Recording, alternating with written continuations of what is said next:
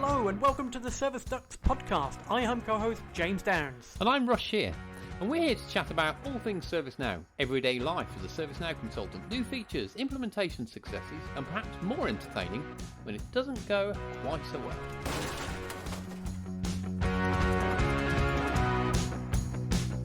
Hello and welcome back to another episode, in fact episode 11 of the Service Ducks podcast. James, it feels like an eternity since we last spoke. We always the case when we take holidays. Well, yeah, you've been on holiday, we've got bank holiday, I've been on holiday, we've been gallivanting, doing running, lots of things. So we'll find out what you've been up to in a minute, but just for anyone that's just joined this episode, we're going to talk about deltas, right? So there's been some news on the socials and officially from ServiceNow in terms of deltas. Is there a delta for Utah? The fact is, no, there isn't. When's the next delta? Why did they make that decision? But more importantly, what do we think about it, right? Are we happy about it? We should be, right? It's less exams. Celebrate. What does it mean for us as developers, and what do we think it means going forward? So we're going to talk about that. So stick around, listen to that. Before we get into that, though, we've got loads to talk about. Right. So I go first, or do you want to talk? Well, you take a breath. I'll go first. I'll talk about what I've been up to in the last few weeks since our last episode. Been quite busy. As you've already kind of alluded to, I have been on hollybobs to a place called Cornwall. So for those, hang on, hollybobs is okay. Yeah, we accept that term. How does that translate for anyone listening in the US? Oh, they also use that term. Holiday, vacation. Vacation. I went on a do we have to cater for everybody? I guess. Right. We went on holiday, vacation, hollybobs, a little break. Some time off. Yeah. Okay. To recharge the batteries and to get away from the screen for a week. So yes. Me and my family went down to Cornwall. So for those who do not know, that's in the southwest of England. Very nice beaches, great scenery. Good for I'd say surfing, but I don't surf. But I knew you were going to say good surfing. for those kind of yeah. I wish I could surf. I can't even swim, by the way. So that wouldn't be so good. But no, very picturesque and nice little quaint towns, market towns. Hold the phone. You can swim, can't you? Surely. I cannot swim. I cannot swim. Where I grew up in Scotland, I was about an hour and a half away from my local swimming pool, and my parents never took me. So when it came to going to school, overlay some kind they took us swimming. I was one of those weirdos at the end who couldn't swim. I'll put some music over the top of that. My parents never took me. I didn't know that about you. Yeah, no, can't swim. Okay. My 6-year-old daughter can swim better than me. Oh, well, what? So no, can swim, but they're just lazy, to be honest. So they can't. They just choose not to. They just choose not to. But there we go. Yeah. But my issues, one of many. Yeah, that's it. Sorry, been mate. A nice, refreshing trip to Cornwall. I say refreshing. Those who listen to us on a regular basis, i.e. our families, will know that I've had car problems in the past where I've got an electric car. We've discussed this as well. Yeah. And it took over 10 hours. For a 6-hour trip, it took over 10 hours to get there because of charging and the issue with the UK infrastructure around chargers is ridiculous. So it took a very long time with 2 young kids. It was disastrous. That's brilliant.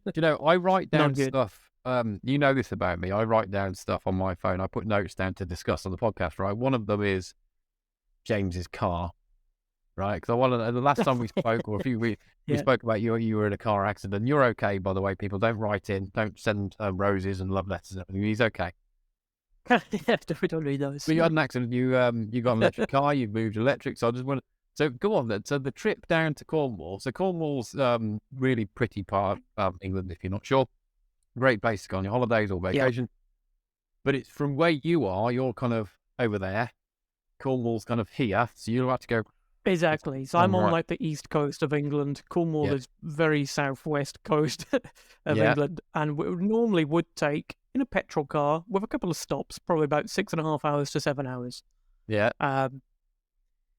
But because of the UK infrastructure around chargers and the fact that you have to queue for them, and the fact that half of them are broken by the time you get to them as well, this is brilliant. And there's not many of them either. You end up spending a lot more time at these kind of like service stops, waiting for chargers. So before you could even charge it on lunch? Did you have to plan in your route, saying, at 12:45 we're stopping at this service station? Yep, 100%. So you have to plan for that. You also have to have backups in mind, so that if those are happen to be broke down on the day, you need to have at least 10 to 20% energy left in the car to get to an emergency stop somewhere that you've already pre-planned. It's an absolute, nightmare. So, what's the longest you stayed at a service station or petrol station? Probably an hour and a half. But that's not too bad. There's been other people who's been worse, but that's not too bad. But I suppose compared to petrol, where you just fill up and go. Yeah, I was going to say, I suppose it is bad if you're doing an hour and a half 3 times on the way down. Yes. Do you know what? I've been considering going electric. I mean, you're expected to take some breaks, especially with kids as well, but just not that much. Yeah, they'd argue you should be. Next time we'll look at other options anyway, right? Yeah. But yeah, I've been considering. And I have got some exciting news. That was exciting. What do you mean you have got some exciting news? That was exciting. No, I got additional exciting news. Okay. That wasn't exciting for me. That 10-hour journey's not exciting. But yeah, go on. But you shared something recently on the old socials around on your hollybobs. Yes. You captured a photo of a duck machine of being able to use the I'm going to say grabby, the grabby machine of the grabby machine. You have to do the hand movement as well to do the grabby. And I must have spent about between £15 to £20 to try and get a duck. But you may well see. I can. Yeah. I do have one addition. Bring it over. I'm going to go get it. I did spot that before when we spoke. I'm very proud. I spotted it. It joins Dave. I think I called the other one Dave. Yeah, you did. But here is the new duck. It happens to be a unicorn duck. I had a dragon. Beggars can't be choosers when you're winning these things. Yeah. Oh, very clever. It. So that's my new guy. Did you win that, or did your kids win that? No, it was 100% me. Right. You are missing. The only two things I went on in the arcade was like the 2p machines and the duck grabby. You are missing a trick. If you want to get some kind of downtime, you literally give your kid a tenner's worth of money, send them off on a challenge, get them a drink in peace. That's it. So I got 2 ducks. I don't really trust them to be successful. No. But kids are more sneaky. Kids have no shame. Do you know what I mean? They have no shame. No. Taking money that's the machines that push the money out. They drop down. You sometimes find a 2p, whatever. Yeah. Being tickets, no shame getting in there, barging in. You know what I mean? Plus, you get a pint in peace as well. I'm quite parched now. I'm drinking quite a bit. So that's good. Did you go? That's essentially been my week though. Nice and I'd say relaxed, half relaxed, half stressful. Did you go to? So you're down in Cornwall. Whereabouts in Cornwall? We went a few different places. So we went to Padstow. We went to Truro. We went to Newquay, St Ives. I like St Ives. Bodmin. Don't go there. Sorry for anyone from Bodmin. We'll alienate those. Did you go? Don't visit Bodmin. Did you go to Bodmin Jail? No. Right. Did you go to the Jamaica Inn? I was outside it. I've seen it and I've took a picture of it. Did you go to the Jamaica Inn, which is on the way to Bodmin? Do you know what? I charged there. There was a charging point outside Jamaica Inn. Do you know the thing about St Ives? I've always said when I'm older, I'm already quite old anyway. But when I'm older, I'm going to have a coffee shop. I want one in St Ives, and I can sit on the deck chair by the beach, and I'm just going to chat to people all day. That's my life. That's what I want to do. Yeah. And I can go, You'll Yeah. walk in for a coffee and go, "You right, James? Usual, is it?" You'll go, "Yeah. I'm sitting down for a chat." "Yeah, all right then." That's what's going to happen. That's my ambition in life. I do have one gripe with St Ives, and actually another story, which is I find absolutely hilarious, but my other half doesn't. But I'm going to share it. Yeah. Because she doesn't watch or listen to these podcasts. I would. Well, one gripe, right, is that I know Is this like? Hang on. Is this just? is that the lack of pavements. Is this like a ranting? This is now a rant. Not Yeah, doing yeah. service now. Yeah. Service rant. No. Service bad. All like that. Yeah, that's it. So my first gripe is that, well, my only gripe is that the roads in St Ives are such that, yes, they're hilly, but they also don't have pavements. They don't believe in pavements in Cornwall. Okay. So you're having to push buggies and whatever else on the road, and and it's all cobbled. So that's so a minor annoyance, an inconvenience. Let's say. I don't think they're that bothered. They're probably not whatsoever. Too concerned, but I'm good. Did you go to the Eden Project? Did you do the Minack Theatre? Nope and nope. All right. Well, I can't tell you how great it is and how much you missed out on, but well worth a visit if you ever go back. We went to a tin mine. Right. That was interesting. Very educational. Yeah. Yes. This is what happens. Kids. Yeah. Yes. I have a question for you.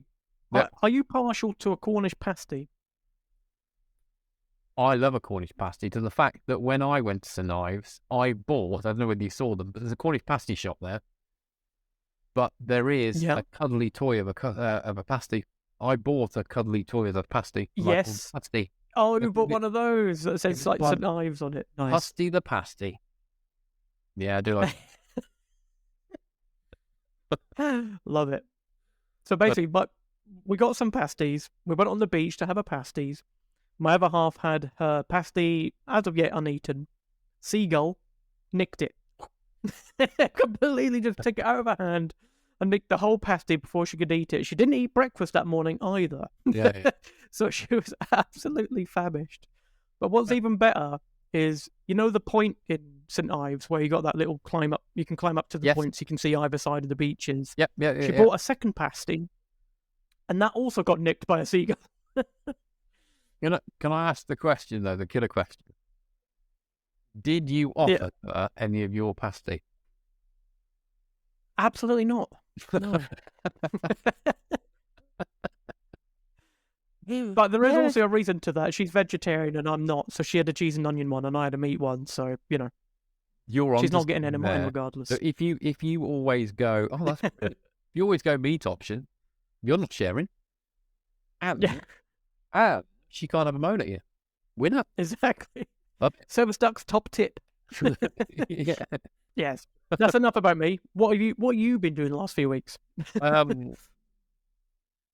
Okay. Well, what we do? Right. The big news. I'm going to do...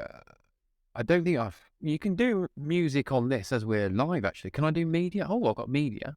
Are we using, like, Riverside? Oh yeah, you got some interesting sound bites. Right. You ready? I'm going to try this.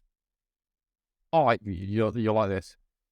Last time we spoke, live while we were recording, I was looking at my PDI, right? And it's been a thing, an ongoing joke of, I haven't got my PDI yet. The big news. Yep. I finally got the email from ServiceNow last week that I now have a PDI. Oh, hang on. Yes. I'm playing cheering. It's not doing anything. Yes. Okay. We'll presume it's cheering. Yes. Did that work? I don't know. Oh, there it is. Yeah. I kind of heard it in the background. It was kind of quiet my side, but let's hope it comes out all right. I have to do it like this. Yeah. Oh, there we go. There we go. Now a PDI, please.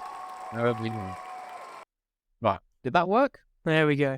Did that work? Sounded like it worked. It did work, yeah. Well, so anyway, yes. Joking aside, I now have a PDI, so normal-ish service is resuming in terms of me pumping out my YouTube content.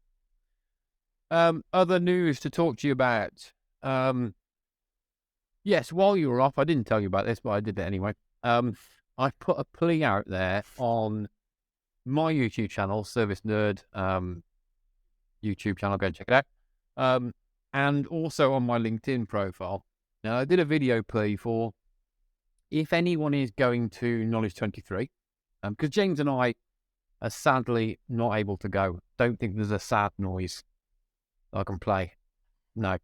Right. We're sadly not able to go. However, I put a plea on to say if you are going, it'd be fantastic if we could do a live stream, hopefully live stream, or at least a recording of this podcast to talk to you as you're at the event. And kind of, hopefully you guess by now, we're not formal guys, right? We just like to chew the fat. But we want to know kind of what's going on as it's happening. We want a kind of an audience take of what they're taking from it. I kind of just bring everyone else that can't go along with the journey. Waffle. The main point, we're releasing this. This is going out tomorrow, Wednesday. We're recording this on a Tuesday.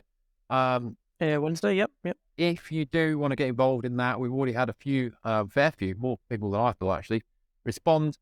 If you do want to get involved, send us an email to talktotheduck@service-ducks.com and we'll be drawing at the end of the week. And then we'll send out the notification. I'm to say you either made it or not. God, I'm out of breath. Right, so that was that. I have PDI. Please. Tell you what else I've been doing. People may have accidentally noticed that I've been mucking around with livecast or live streams. So I had the idea. We've always talked about this in terms of how more important social's getting with the likes of ServiceNow. So I'm thinking, well, how can I embrace that a bit more than I already am? Because I'm always looking to improve myself and, you know what I mean, and to help out as much as possible. So I was trying to use this product that we're using now and another one to live stream, see if I can live stream it to YouTube and to LinkedIn. So I think I've got that sorted now. But whilst I was doing that, I accidentally went live on YouTube the other morning. Luckily, slip of the button. Yeah, and luckily an ex-colleague was there to say, "You realise that you're on live." But I was like, "Oh Christ!" Yeah. And then I did. So I've been playing around with live streaming. So expect more from the Service Nerd channel on live streaming, but also it's something that James and I are going to do for season 2 of the podcast. This is season 1. We're probably going to wrap it up this episode or the next episode. Yep.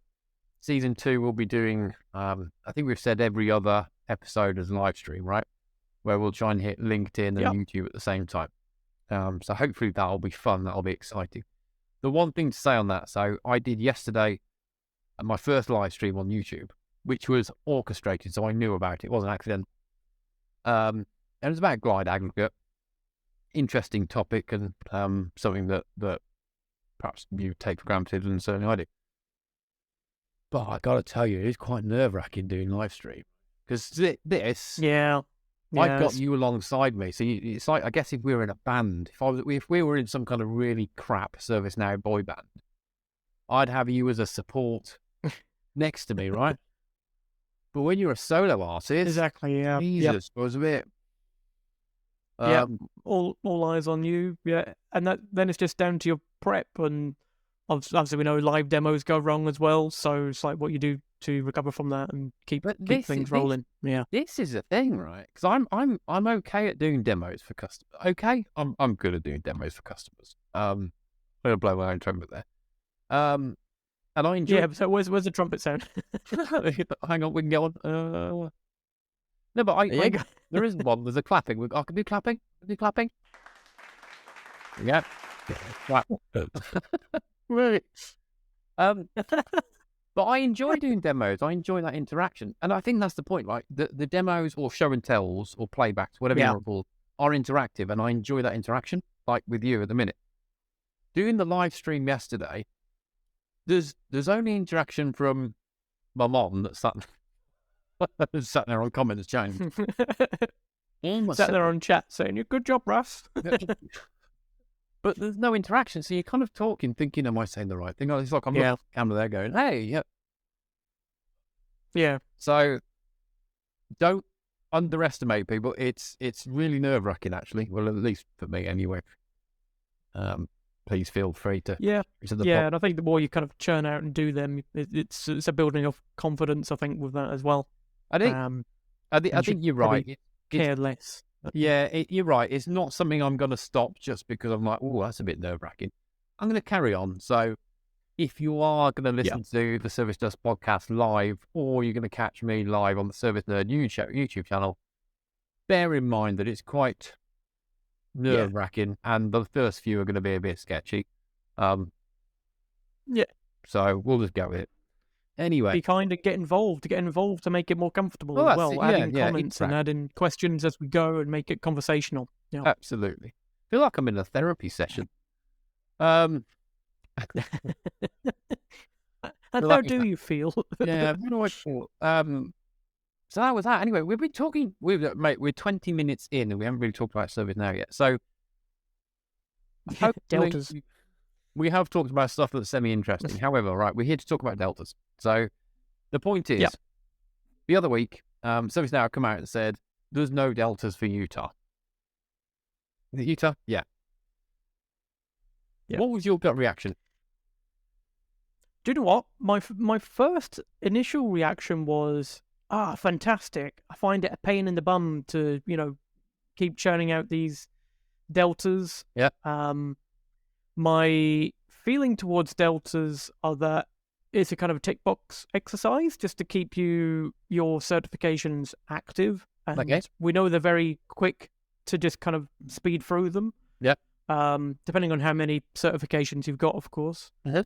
But then you kind of think about it a bit more and you think, well, actually, what are deltas there for? Yeah. So I guess I wanted to kind of turn the question around to you, I guess, in terms of what do you I've get got out of deltas? Marked. I have your cards marked.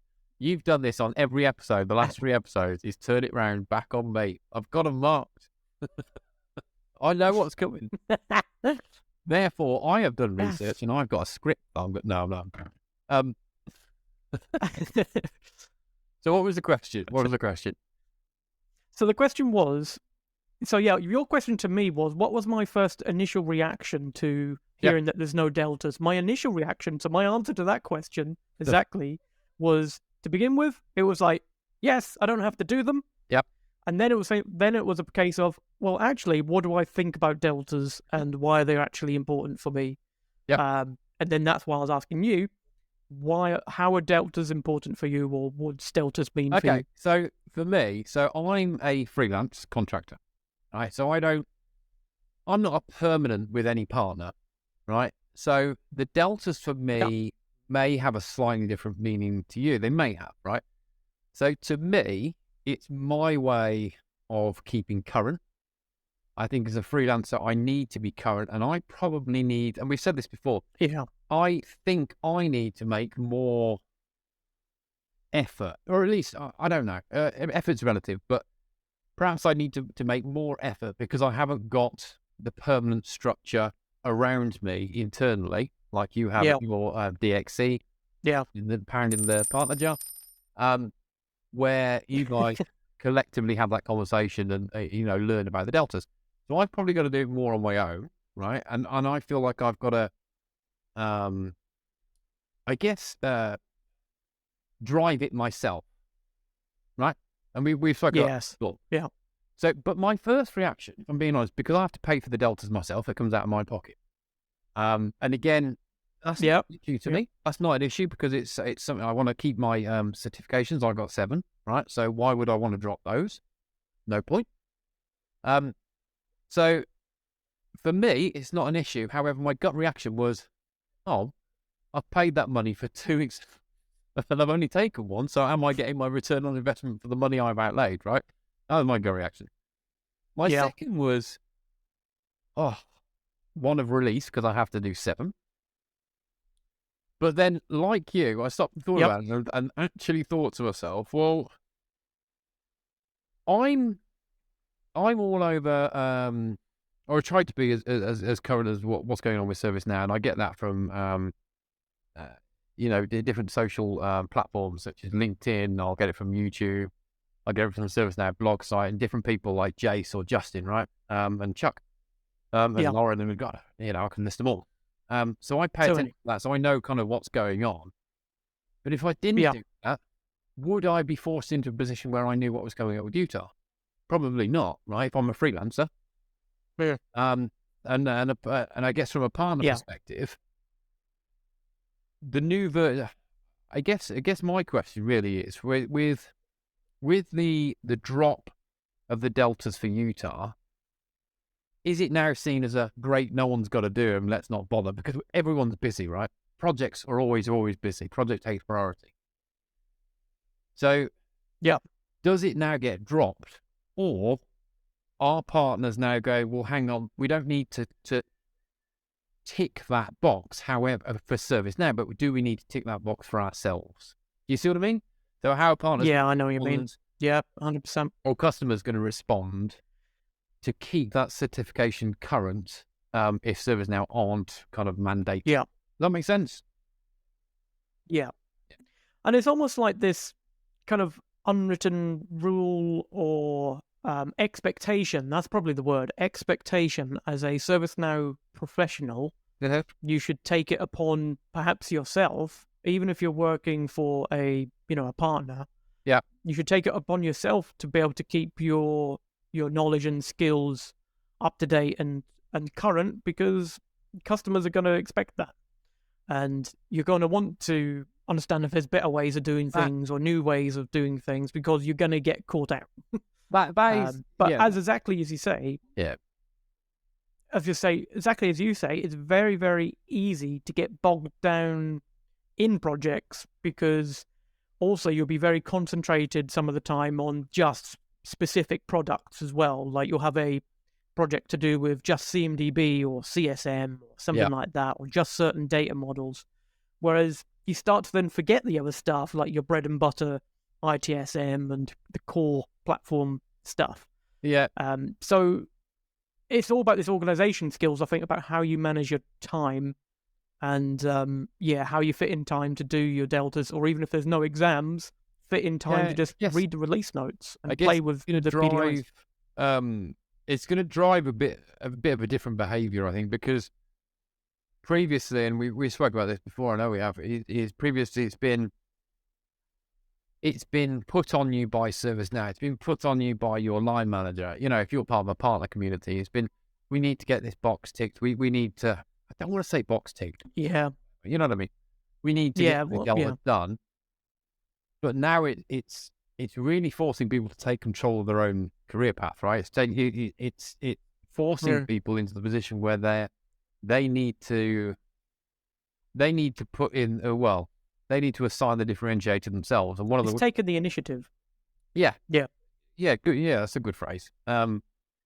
Is to create that differentiator by being current, being knowledgeable. There's a lot of people coming into the ecosystem. I think this is one of the ways that you're going to kind of differentiate yourself. Is my view. Yeah. And also, the other thing I quite... That's a fun... I quite and always have enjoyed is the camaraderie, the banter in the not in the the virtual office now, that goes along with it, right? Is the conversations. What did you get for this question? Do you know what I mean? Oh, that one's wrong. No, it's not wrong. Look, those kind of conversations. Well, normally it's about how badly worded the questions actually are. Yeah. So it's one of those things that you can always have a laugh at. But I think that may well have driven the lack of deltas in this release, because they realised with the feedback received about previous deltas that they just weren't up to scratch. Well, I think that's the reason why. So we've kind of gone through how we felt about it, but do we know? Have you looked at the reasons why? Come on, you've done your research. You always do. No. Come on. No, I'm pretty sure that's probably a closely guarded secret, because obviously it's tied to money. It's tied to, like you say, probably the longer term thing around the Rise Up campaign and getting people in and knowledgeable. But no, I haven't seen a direct reason Obviously, those out there who are listening to this, if you have come across something that ServiceNow has put out there to say why they've gone down this route, please do get in touch. Well, there was on the developer. No, I haven't seen any particular reason. There was something on the developer blog that was added. I'm just trying to find it now. Actually, that's 2022. Come on, have a Google, see if you can find it. I think the first time I heard about this is through Goran Lundqvist. Yes. He's one of the usual social guys. Yeah, he put it on LinkedIn, didn't he? The Witch Doctor. Yeah. Let's see if we can find it. The Witch Doctor, that's it. Yeah, because if there is a Delta coming up for the next version, isn't there? So I think it's just skipping There one. is, yeah. But perhaps. Yeah, it seems to be skipping one. Have you found it? The exact verbiage. You found it? The verbiage is, and obviously this is different per type of accreditation as well. We should probably point that out. So this is not about just mainline. Yeah. We're also talking about the delivery. There's different thing of delivery accreditation. I'll say that again. Delivery accreditation Delta exams. You've got your sales and pre-sales. Yeah. Deltas. And they seem to be going down different kind of paths because there is Utah Deltas for the likes of the sales and pre-sales stuff, but not for your mainline exams. Sales and pre-sales Deltas per version make sense to me because by and large, the licensing changes every version. I was joking. Yes, I said that if anyone's listening to that, if you want to know about licensing, go speak to your account manager, blah, blah, blah. So that's sales and pre. Do not speak to us. No. So that's sales and pre-sales. Yeah. So that is a Delta exam per version. Okay, next. What else you got? Well, the other one, and I don't know whether they're kind of splitting out what they're calling mainline Delta exams and delivery accreditation Delta exams. It may well be because I've not done much training in the last year or two. Okay. That I can understand the difference. But I've got, for example, I think 5 or 6, CIS, the implementation specialist, accreditations. Yep. Do they come under delivery or do they come under mainline? Okay, keep going. As in, what are the deltas per? Yeah, so what counts as mainline Delta exam and what counts as delivery accreditation Delta exam? Because they've counted that as two different things here. Yeah, but is there a are the Delta cadence different based on a mainline or delivery? Yes, because the delivery one says that there is one in Utah, whereas mainline no. Okay, so I'm presuming delivery accreditations is something different to what probably we've got. Yes. Yeah, exactly. I mean, we could do. Why don't you have a Google? Come on, you're Mr. Research. Get on Google. Let's find it out. If you do know, email talktotheduck@service-ducks.com. But the fact that I've got no emails, no notification, I've got 7 implementation exams. Yeah. Maybe. Oh, you've got a CMA, haven't you? Or let's hope you've got to do a Delta on one of those every version. That'd be... Oh, there isn't. No, it's just you have to keep up points for that, and that's it. I don't know, to be honest, because I'm glad of that. Like you, I haven't done any exams or courses for about 2, maybe 3 years now.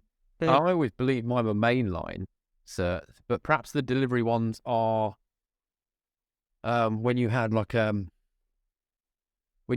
a bunch put together to equal some kind of I don't know. Yeah, like the old suites. Yes, it's a suite. I don't know. Yeah. And maybe that's what that is. Pass. Yeah. Don't know. Yeah. If you do know, it's another example of obviously where we've been probably bogged down with projects and customers and things like that. It's the same situation, is it, with any kind of training, whether it's deltas or not deltas, is making sure that you've got the time to keep up with these things, because like I say, there's new terms here that's going on, and it's changed so much on now learning as well. You're right, and I've just sat here and made a big bloody palaver around how current I try and keep, And even I'm falling that.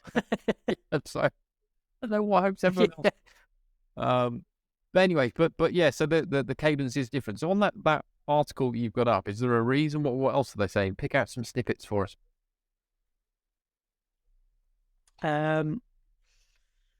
One second. So the snippet that I have got here is, as a credential holder, you are automatically enrolled for Delta exams in Now Learning and are required to complete the annual Delta exams. Mainline Delta exams are assigned with the second ServiceNow product release of the year. So, you're looking at autumn.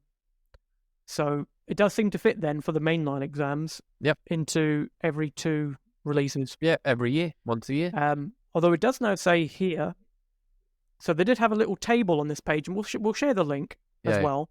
Yeah. It did say in the little table that there is Utah Delta assessments for the delivery accreditations, but further down the page it says, delivery accreditation Delta exams will begin with the Vancouver release. Come back to this lesson for more details closer to Vancouver release. So, okay, to summarise... So there's inconsistencies on their page, I think. So to summarise, if you're in sales, bad news. You've got to do them every version. If you're not in sales, you hold a technical accreditation, I think so, you've probably got to do them every year, although we don't know, so check back with us in about 6 months' time, we might know a bit more. And then it'll all change again. Yeah, well, no, but I think the main takeaway, because we've got to wrap it up now, we spent 20 minutes talking about your trip to Cornwall and how electric cars are not change the world. But to sum it up, I think the key takeaway, my key takeaway I want people to try and listen to and take forward is it's about taking some ownership of your career path, or your understanding, and how to differentiate yourself in this world where personal brand is becoming a massive thing. It's not all about that. It's you should be wanting to be current in the the technological world that we live in anyway. So don't wait for someone to come along and say, "Oi, keep up to speed with what's going on with the network." Yeah, exactly. There's now versions. Yeah, have you done your deltas yet? Head of the game. Yeah. That's my key takeaway. What about yours, James? So it's down to time management. And, no, I completely agree with you, and I think that's probably my summation as well, is that to do the best job that you can do, you have to stay current. What I would say is something that has worked for me in the past is spending more time on your kind of SME areas or where your skill set is at. So spending more time on PDIs, doing the deltas, reading the docs, where your strengths are. Whereas if you know you're going to get projects in them sort of areas, you can, spend more time in that. As opposed to if you've got, I know some people have got 18 different accreditations. There's no way that you can spend the amount of time that you need to keep current on everything. So I know that's something that we've discussed in the past, is that you can't know everything. 18 accreditations is ultimate box ticking. You can't be that well knowledgeable on 18. I'm sorry, you can't. Exactly, yeah. So I think have a strategy. Choose how you're going to spend your time. And obviously if you do work for a partner and you're not a contractor, then speak to your line manager and the team to make sure that you do have time outside of projects to keep up to date, because it is just as important for them. Yeah. Okay, some good takeaways there, So that is drawing us to a close of this episode of the Service Ducks. What's coming up next? So in the next episode, we've got Knowledge 23 is going to be happening around about when we should be recording. So we've already mentioned about the plea for if you want to get involved in that in a live stream or record an episode with us whilst you're at Knowledge. You have to be going to Knowledge. You have to be there at the time. You can't pretend you're going like me. Get in touch. Talk to the duck at service-ducks.com. We'll set something up. I think from then onwards, what we're also doing, what is coming, and we've already mentioned this, is we're going to do probably bi-weekly live streams on YouTube and possibly LinkedIn when James and I get together like we do now and have a general jolly good chat. So that's to look forward to as well. But until then, thank you for listening. I've been Russ. And I've been James. And this is Service Ducks. That's all for today's podcast. Thank you for listening. And if you want to get your question answered by the Service Ducks, get in touch through talktotheduck at service-ducks.com, or just use one of the links below.